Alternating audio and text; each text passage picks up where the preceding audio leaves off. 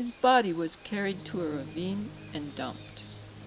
The ransacked truck was pushed off the highway, camouflaged by branches in the woods. Boyd came to, daylight filtering beneath his eyelids. He raised them like shutters with a gasp of recollection, then immediately clamped the shades down against a burst of brightness. Peering between slits, he gradually oriented himself to unfamiliar terrain. Foliage and a steep slope on one side, weeds and shrubs to the other. The slightest muscle twitch would spear him with intense agony. Wincing, he lifted his head and rolled onto a shoulder and hip. He felt like he had been bashed by his own truck and run over several times. He staggered to unsteady feet, his body sore, his lower lip cut, face battered and puffy in places. He had no idea what hit him, or, for that matter, what he had hit. A person? An animal? A monster? Only one thing was certain. It wasn't a tree. The man scrabbled his way upwards out of the gorge, raked by brambles, grasping at clumps of brush and ferns. Reaching the highway, he tottered, feeling appreciative, glad to be alive. He had been left for dead. Boyd hobbled on the roadside, regaining his bearings, until he found the approximate point where he had been attacked. Blood soaked the pavement, attracting flies, too much to be his alone. He followed tire ruts of trampled grasses into the forest and located his pickup, keys in the ignition. This wasn't the work of animals. Clearing evergreen boughs from the hood and windshield, he settled behind the steering wheel. An image flashed in his brain. He climbed out of the cab to scan the leaves. There, droplets of red like garnet dew. He traced the path of his assailants by the blood being shed from a wounded Confederate, the victim of his reckless driving.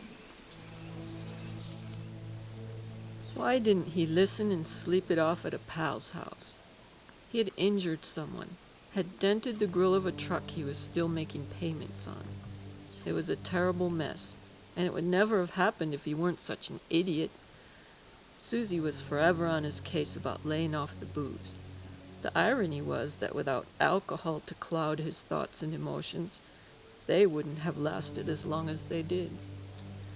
The tracks of blood were scattered like the rose petals he had distributed on the first anniversary of meeting Suze, back when he cared enough to be romantic, to mimic the smitten fools in those films.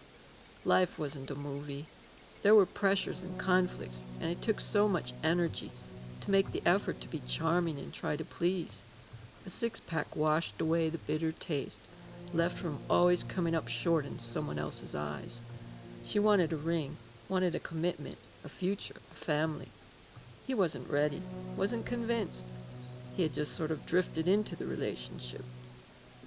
She labeled his attitude as immaturity. Of course, he had been called worse by her, selfish, vain, insensitive. Still, it wasn't that easy to walk away. So here he was, bumbling through the woods, chasing a band of thugs who would gladly finish the job of killing him if he did catch up. He hadn't even considered bringing a weapon. Glancing around, Boyd hefted a length of branch, discarded from a tree. Too thin. He spotted a rock that fit nicely in his palm. It wasn't much at all, but it would have to do unless he encountered a better option. The wine-colored tears grew sparser and discerning them more difficult. Boyd's head ached from the strain of scouting for clues, in addition to the trauma he had endured. The winding route led him far into the forest, to the expansive interior where a guy could wander lost and never find his way out. What was he doing? Was this about revenge? Whatever the reason or purpose, it was nuts to pursue them by himself, unarmed. But what choice did he have? Let them disappear? The blood trail be erased?